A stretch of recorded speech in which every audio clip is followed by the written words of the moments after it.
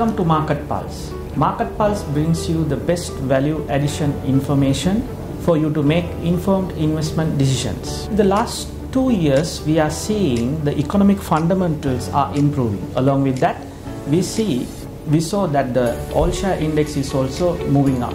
In May, we saw the market has moved to 12,500. But from that point onwards, we are seeing the market is getting discounted almost 16% until the recent time. But if you check, the economic fundamentals or company fundamentals haven't changed. Our investors need to understand what's really happening at the moment. In order to do that, we are bringing in two veterans from our stockbrokering industry. Mr. Saliya Gamagedara, with 33 years of experience, is an AGM sales at SC Securities. His expertise goes into technical analysis and fundamental analysis. Saliya Gamagedara, welcome on board. Thank you. Then we have Mr. Lawrence David with 38 years of experience in the industry, and his expertise goes into technical analysis and fundamental analysis. Mr. David, welcome to the show. Thank you. To begin with, I would like to ask the panel the first question. If you see the fundamental side of the economy, we are seeing the foreign reserves have improved what we were early 2 years ago, and remittances also have improved, and foreign tourism industry also gaining momentum. New arrivals are improved. Along with that, we saw the market also went up closer to 12,500 levels. From that point onwards, we saw the market has dropped almost 16%. What do you think the reason behind this drop? I would like to invite Mr. David to give his opinion on this. Yes, as you said, the market has discounted to 16%, and at the moment it has become relatively quite cheap. With all developments that have gone in the country, I think the main contributing factor for the market drop against the developments that have been happening is fear psychosis that has set up into the market. Right? This fear psychosis originates with fear in the market. Right? We are at the moment in a juncture to elect a new president, and what would they come out with has been the investors creating some sort of a panic in the market and getting it out. So people have started selling in order to reduce their risk, and this exiting from the market has increased. So it's simply based on economic theories of supply and demand. So the supply has increased tremendously and brought the prices down. So right now we feel it's very extremely cheap to buy at the current level, and this fear psychosis will end very soon. So right now is the time to get into the market. Mr. Sari, do you like to add something? Yeah, let me put it this way. If I go back to 1991, index was 300 points, the all-share index. And today, if you see, even with this discount, it is at 10,600 levels. What it means is that, to cut a long story short, the discounts are your friends. Basically, when there is a discount, you have the opportunity of seizing the rewards. As far as the discount is concerned, we need to understand in a market, when we speak about the discount, it's mainly because we have a value. As you mentioned, the 12,500 is the value that we base our assumptions at, and from there onwards, you can see that there is a 16% discount. Similarly, we need to understand that an investor, a mature investor, a savvy investor, will be looking at the values of companies that they are interested in investing. See, we have published data, the quarterly financial statements plus the annual reports, which gives us the historical data, which we use to arrive at a value based on the reported figures. That's the present value. Based on that present value, we use our knowledge and the experience to arrive at a future value. So on one side you have the present value, on the other side you have the future value. Then comes into the market, you have the market price. So the market gives a value for the respective stocks. Now that is where this discounting and the premium comes in. There are instances where the market price is above the present value. say for an example, if the present value is 10 rupees and the market is trading at 15 rupees, we can say that the market price is trading at a premium against the present value. But when it comes to the future value, if it is 20 rupees, it's trading at a discount to the future value. And there are instances where the market price is above both present and the future value, at which point we consider that as a premium paid in the market as against the present value and the future value. And the other side of the equation is when the market price is below both present and the future values. That is where the discounting comes in. To add a little bit more, you won't experience, especially the well-managed, strong companies, trading at discounts based on the present value and the future value. So these are rare occasions, and we can see that type of an experience at this present moment. You see, if you look at in terms of just an example, there are almost all the banks are trading at below point price to book value, right? Basically, based on their net asset values, all the banks are trading half of the value at this point of time. So if you take that as the present value, which is the net asset value, the stock is giving you a discount of that level, which gives you the opportunity. Plus, if you look at the whole picture, right, I consider what happened in 2022 is an economic reset happened in the country. Thereafter, we have spent 2 years. In that space, we can see a lot of constructive and forward-thinking activities took place. Mainly because if you take the inflation, you can remember it was at 70%. Today, as of August, the inflation has come down to 0.5. If you take the interest rates, they were at 32, in excess of 32%. And today, it's at single digits. Talking of the forex reserves, or rather the exchange rates, if you take in September of 2022, the dollar was trading at 360 plus. Today it is hovering between 300 to 305 rupees. The rupee has strengthened. And if you take the forex, right, especially the foreign remittances have increased. Then if you take the income from tourism also has increased, which has helped foreign reserves to increase, which in turn has helped the government to rethink of the restrictions imposed on imports, which is gradually being relaxed. So when, on the other hand, you can see what happened to the energy and fuel prices. In particular, if you talk of the energy prices, we had an issue during the revamping of the economy. We had the issue of expecting the fuel to reach the petrol sheds, which was a nightmare, right? Today, we are not like that. Petroleum Corporation has realigned themselves in terms of their management and their strategic decisions that they have taken, so much so that they are now performing and they are in profits. At the same time, they have fragmented the participants in the supply of fuel to the country. And we know that LIOC, then Sinopec, plus the RM parks, which is going to come through, they have to source their own fuel for their business activities, which helps the government to concentrate only in the responsibility of bringing the supplies to the petrol corporation or to the CPC sheds, whereas LIOC and the other private players, they have to look after their own imports. So that burden that we saw in 2022 is no more, and moving forward, it's going to be the way forward. And if you take the CEB, there again, now we can see the management is on the right path, where they source their own funds and they are capable of handling their own business on their own. Same thing is with the water board.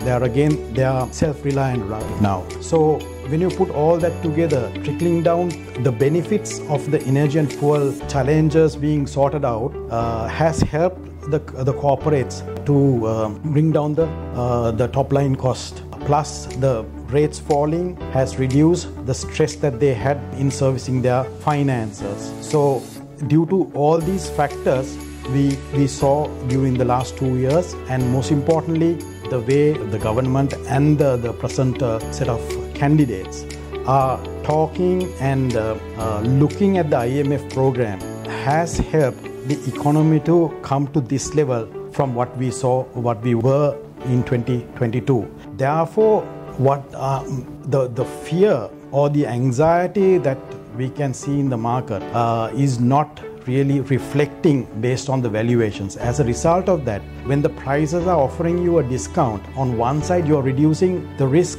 beyond the valuations that you have given to those companies, and that helps a mature investor, a savvy investor to enhance their return on investments. Therefore, it's an opportunity to understand this the discount factor that is available in the market and make use of the opportunities based on their own strategies. In the effort to understand about this fear, right? So everybody's talking about fear. Because of the fear, the market has come down. What is this fear is all about? But if you see, we have seen real fear more than this earlier. Like we saw East attack, and there was a huge fear about whether this kind of a situation, the events might continue or not. And then we saw COVID.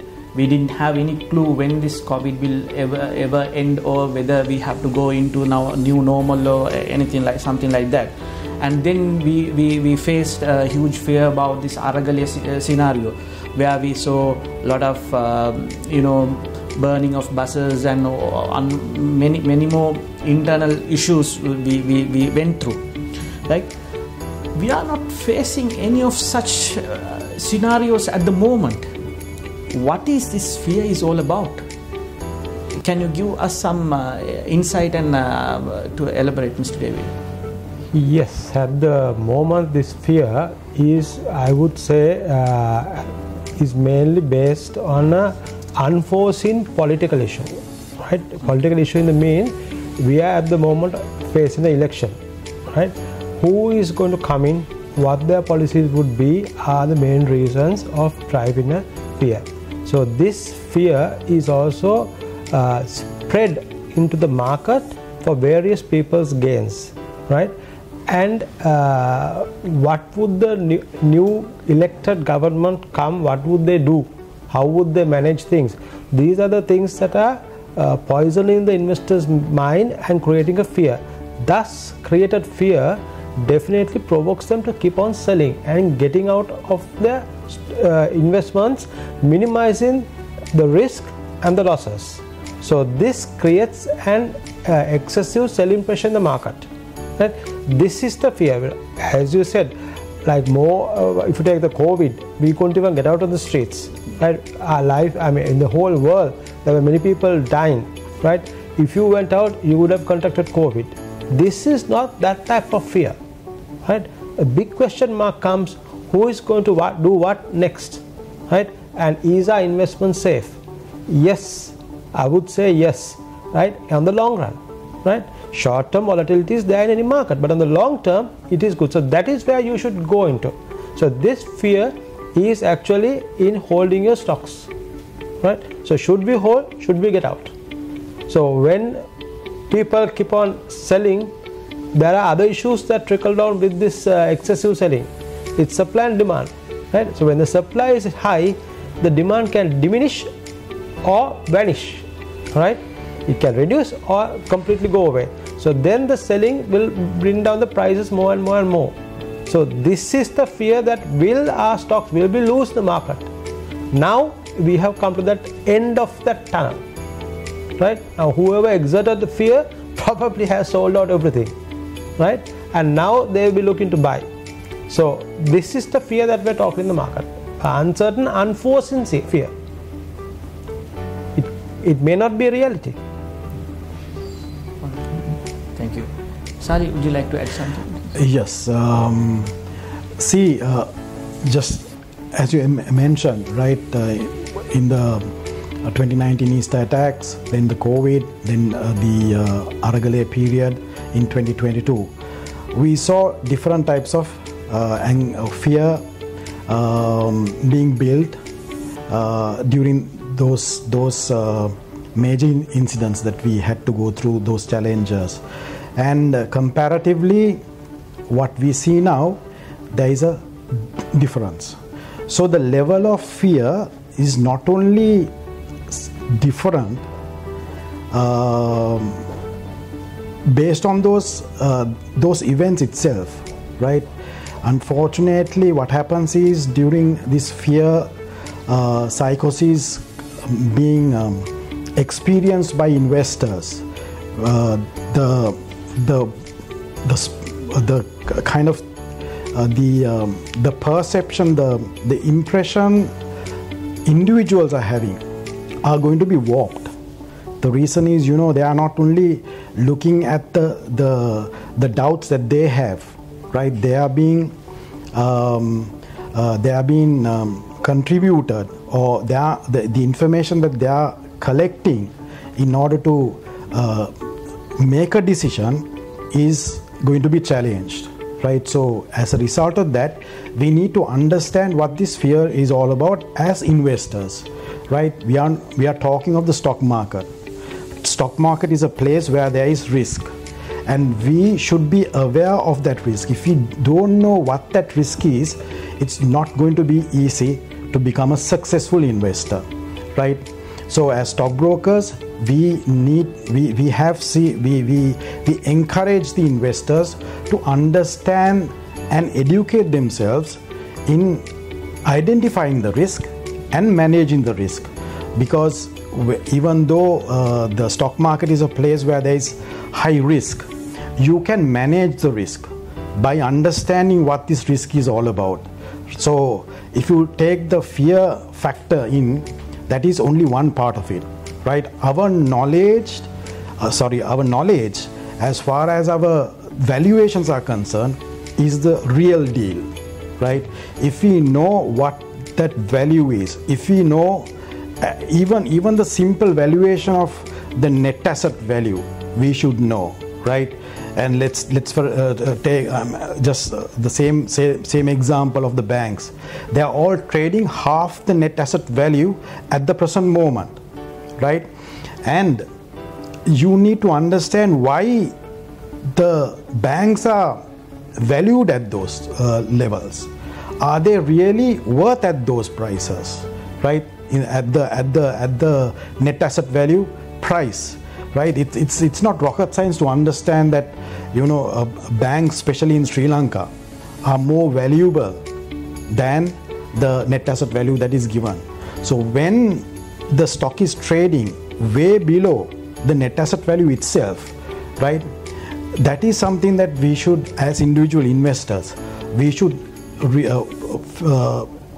analyze, right? We need to really understand why the bank is valued at that price and whether it's fair. If it is fair, how come the price is trading at half the value right now? Isn't that a bargain? Isn't that an opportunity? All right. So we need to understand that.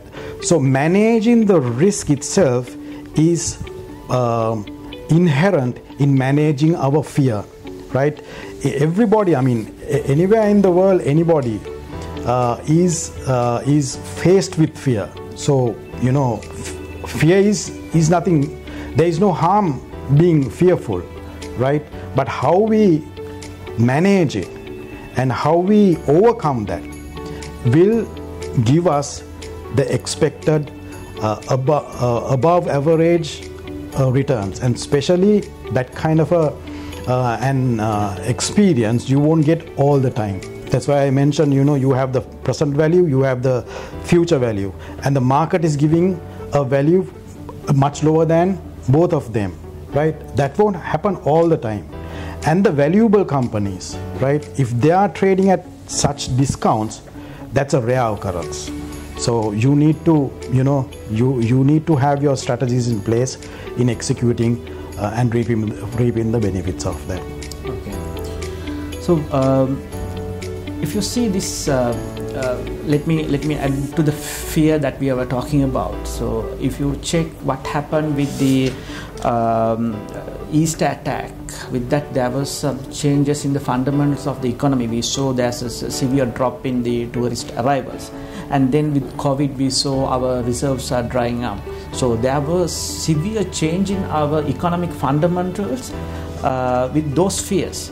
But when it comes to this fear that people are talking about, this political development, whichever it is happening right now, we didn't see any fundamental changing, but the market started to come down.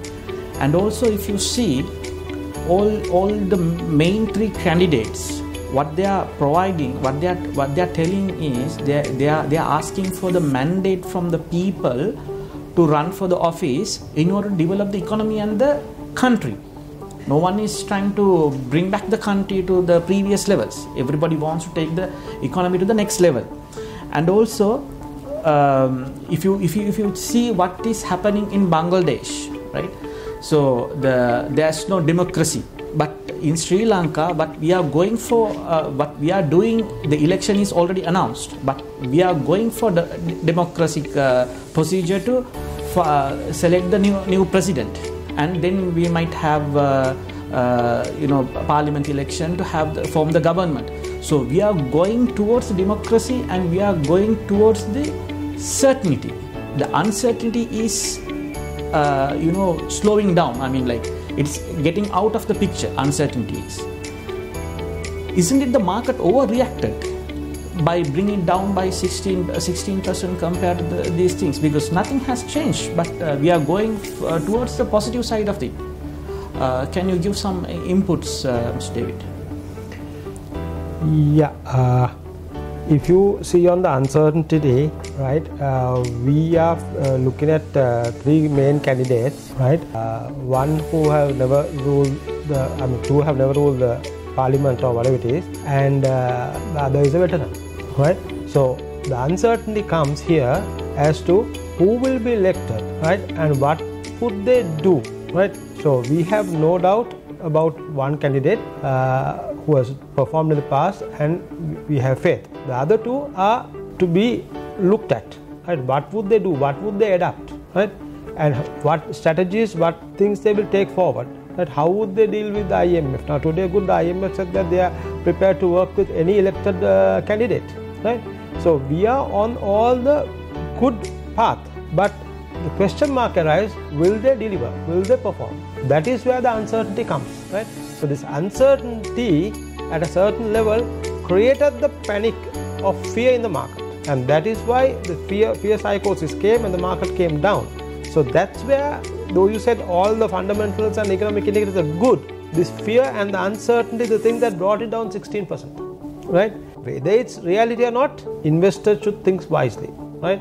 So also I must tell you, this uncertainty and fear is actually a gift to the market at a certain time, because the 16% discount. If you look at the past history, just after we won the war, the LTT battle, the market took off almost from 1,500 to 7,700. It gave a huge return, right? Then it dropped after a while, and then again slowed down, had another rise, and then 2015 elections, it went up back to dropped to 4,000, went up to 7,000, again came down, right?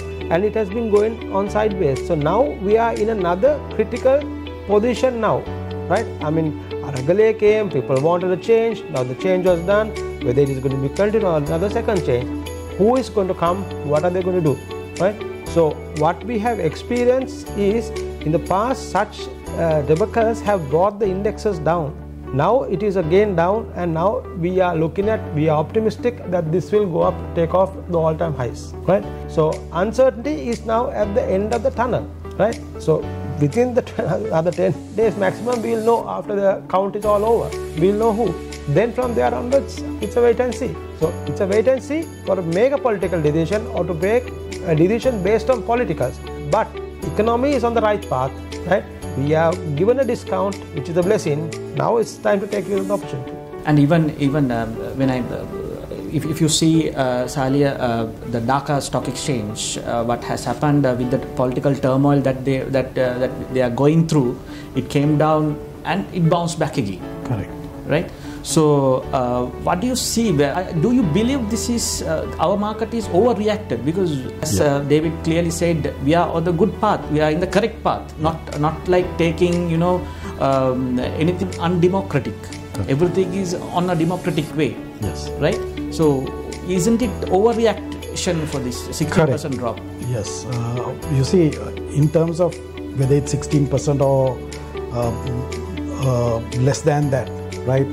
The market, the stock market is the only place that whoever the seller is, right, will be just selling without understanding the values, right? I mean, let's say you have an iPhone which is 400,000 worth, right? You will not give it 20 rupees or 20,000 rupees. But a net asset value of 100 or 100 rupees of a good company, people will just sell at 20 rupees, right? They don't care. That is the opportunity that you have in the stock market, right? You don't get that opportunity in another market. So this overreaction, the exaggerations are always there, right? But we need to be mindful of what is really happening. Now, talking of the candidates, right? We started in 2022 of resetting the economy, and from there we have come to the point A, right? 2 years gone, fundamentals are now in place, right? The next level of progress is on the cards, right? We can see in terms of the local debt restructuring, then the foreign debt restructuring, all are now, we can see clearly what the stance is as far as the policymakers are concerned, right? You cannot derail that. I don't think anybody who is coming forward to win and become the president is going to just risk that, right? It's a serious business, and the difficult path we have taken as a nation as well. Each and every one of us, David mentioned about the payee tax scenario, right? Every one of us faced and contributed. Okay, so due to that reason, anybody who is coming to power, right, they have to take from point A and go to the point B. So there again, if people are just you see, when the moment you get that fear factor into it, you start imagining things, right? You cannot, but a mature, savvy investor won't do that, right? They will always look for the opportunity, right? They will always look for the bargains. So that is the present situation, and fortunately we can see during the last few days, right, the support base or a forming of a demand base is being created, right? So from here onwards we can see whether there is going to be reversal to the upside, right? Once again, since David mentioned about the market period during the conflict, right? In 2008 December, it came down to, the ASI came down to 1,800. Mind you, in 2007 we made an all-time high of 3,000 points. Thereafter, continuously it came down to 1,800 points by the last week of December. From the last week of from that 1,800 points, right, we went up to 7,800 points by 2011 February. The start was not that great, and mind you, when we started 2009 in January, right, and February, the conflict was at the peak, right? There were a lot of issues, and the fear, if you kind of try to go back to the history and feel that fear, even today we fear that, and it's a nightmare, right? But the market started going up. Nobody knew why it was going up, right? But when the conflict was over in May 2009, still we did not see the participation properly. But the participation really came at the start of 2010. So from 2010 to 2011 February, that was a massive rally. So these are the opportunities that you have. Then if you take the 2020 period, right, lockdown, we could only use our computers, right? Nobody could even go for their other types of jobs or any other activities, right? The index came down to 4,200. A lot of people said the drop is still deep and steep, but it survived at 4,200 and started rising, and the rest is history. In 2022 Jan-Feb period, we made the new all-time high of 13,500. That's a huge return. This present moment is also another phenomenal opportunity that we have, right? Who the mature investor, the bold investor, because a risk taker should know how to analyze the risk, and at the same time, when he invests, he knows his side of the story, right? Individual investors will perform because, just because one investor is making money doesn't mean that another investor also is going to make money, right? So it's up to the individual investor to decide and reap the benefits. If you see the market turnover last few weeks, we were having around 200 to 300 million turnover. But in the last couple of days, we are witnessing over 1 billion turnover on daily basis. So can we say that the smart money is moving into the market at this level, at this discounted levels, and also market is supporting at that level? So in a scenario like this, what is the best strategy to adopt at this moment? Some people are still on a panic mode due to the election is not over, and some is it good to still on the wait and see on the sideline, or we should start accumulating stocks whenever there's severe discounts coming into, because when the all share index is down by 16% means we might be able to assume all the other counters which has more beta value than 1 must have discounted more than that. So what is the strategy that you would like to give our viewers to adapt at this moment, at this juncture? Let me start with David. Yes, right now I would say, now like Charlie said, 2009 the war finished. 2010 is where the market started picking up, right? So we finished the war and then we plan on the development and the growth path. So you need to give some time for that to set in. That is where from 2010 May the market started going up, and it went up approximately 7,000 points. So there is value, right? I won't say there's good shares and bad shares. Yes, there is, but I would define it as cheap and expensive. So even the most good share can be expensive at one time. So that is where we see the peak and the pivot, and then from there a turnaround with other changes that will happening. So right now also we are going through the same path. Electricity bills have been brought down, costs, fuel has been brought down, currencies have been come down, right? So all this needs to filter in the performance that we are going to see in the near future. Trade agreements are signed. All three candidates have agreed that they have to emphasize on power and energy. So if the bilateral trade agreements are signed, industrial zone 5 have been identified, right? If those are to get off, you need the rest of the infrastructure. Priority is on the power and energy. That is why all the three candidates have emphasized that they are going to play a pivotal role in this thing. So in this thing we have seen right now with some tenders been floating around, that there have been a lot of foreign investors coming from the power and energy sector. Today also I saw another BOI agreement signed on a distilleries company coming in, right? Then all candidates have agreed on pay reduction, the personal tax reduction. Now what does this imply? This would imply that the disposable income within the investor and the retail person or the average man on the street would increase. So that increase would also give the opportunity to them for them to spend and stimulate the economy. When they spend, the retailer gets some business through, right? So this will stimulate the economy and this will take things forward. Similarly, if the governments are going to look at infrastructure development, they will definitely entertain the foreign investors. So foreign investments will come in. So what more do we see? We are on the right path. So my advice is, this is the time to get in, and you need to get in.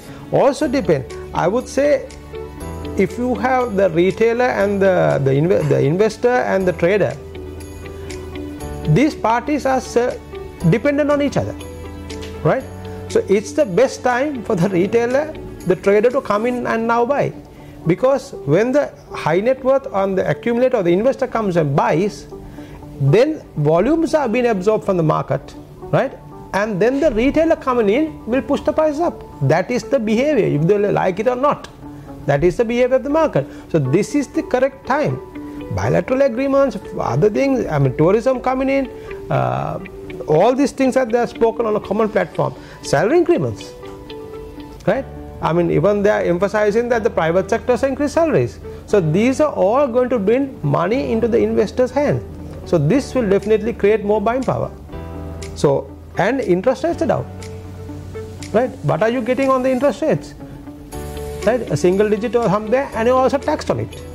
Stock market, there is no capital gains tax. So where do you put your money? This is the only place, right? So all these factors are poised for the stock market to take off. And as I said earlier, every such crash in the market will rise. Every destruction has reconstruction. So destruction, what I mean here is the prices coming down. And then with the scenario, the local economy growing up, that is where the reconstruction comes. So the reconstruction will definitely create value and opportunity, right? Another quote I would say is, crisis has opportunities within it. So you need to analyze on the fall where the crisis is, what is the extent of crisis, what is the gravity of it, how long is it going to pursue. Then you look at the opportunities. So this is where at the best opportune time. So I ask all investors, put your foot down, don't waste time, take what you have to take, right? Lovely. Sorry, would you like to add something on this? Yes.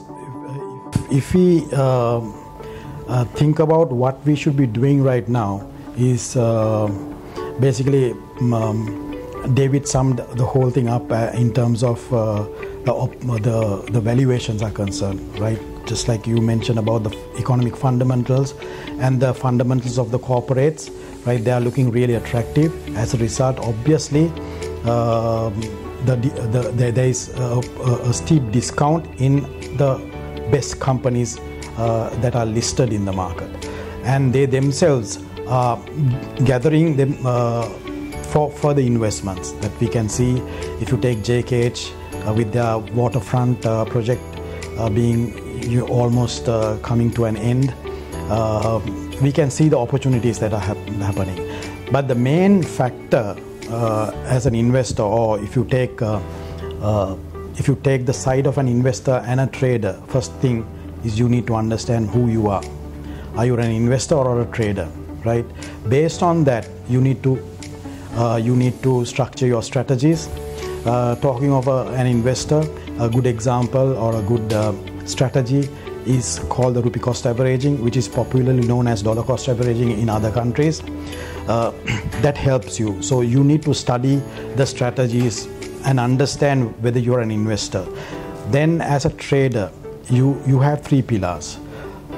Buy, why are you buying, why are you selling, and are you prepared to cut loss, right? You need to understand that, and then you come and trade. Especially if you take the present scenario, right? We can see a support base forming, then you have a low, right? And are you prepared if the downtrend is going to continue? What's your strategy on that, right? So that's for a trader. But when it comes to an accumulator, as an investor, right, you have plenty of opportunities. This is primarily for an investor. This market is an investor's market, but the traders obviously will have to have their own strategies in place so that they will be able to reap the benefits. But once again, I must re-emphasize the time is for the investors to come in and seize the opportunity. Thank you, Salia and David, for giving your valuable insights and sharing your immense knowledge with our viewers. I hope our viewers got a clear picture about what's the situation at the moment and what kind of strategies and decisions that you should make. Thank you very much for watching us today, and I hope to see you in another new episode. Thank you.